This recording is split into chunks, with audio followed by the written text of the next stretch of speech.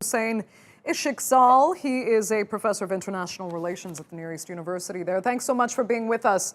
When we see the map of this disputed area in the Eastern Mediterranean, it almost looks just impossible to sort out. But Turkey insists that the United Nations has already really approved its borders in the Eastern Mediterranean and that it can explore freely the areas that it's engaged in now.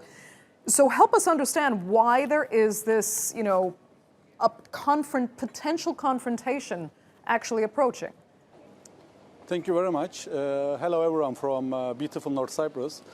First of all, this conflict is not just a recent conflict, I should note. This is a very long-standing conflict between the two countries. And if you ask my opinion, it's not only about the exclusive zone or hydrocarbon resources, it's also about the Cyprus problem, which is centering at the very core of the issue. And what we see as a problem in the land is actually now expanded to the sea. So basically speaking, when we make a simple analysis, I should say that Greece is a very ambitious country. Since its gained its independence from the Ottoman Empire in 1827, Greece expanded its territories almost 4 times. But it's still not enough, and we see that Greece is trying to expand its influence now over the sea.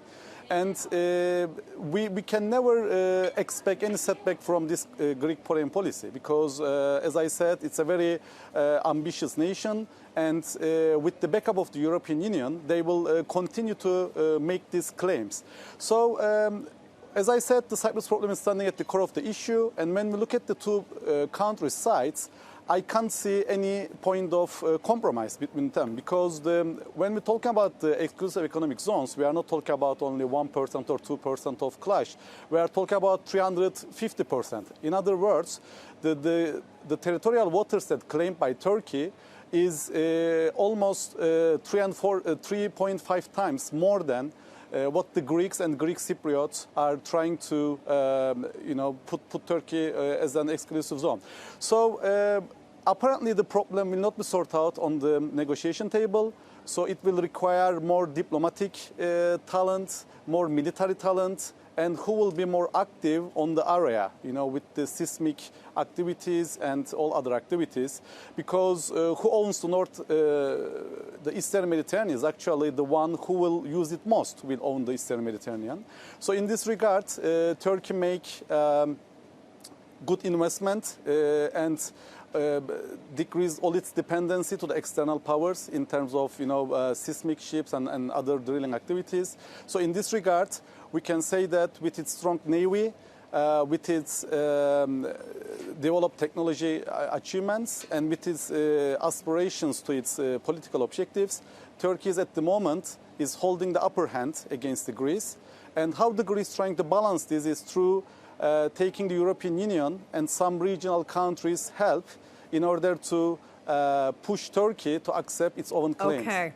I have to ask you, though, as far as the European Union is concerned, I mean, you cited that you think Greece is an overly ambitious country in this respect, but does the EU wholeheartedly back Greece in this, in its stake in the Eastern Mediterranean here? Or is there anything behind the scenes in the EU that is asking potentially for Greece not to be this ambitious, that it is not worth the kind of conflict it could start? What do you think?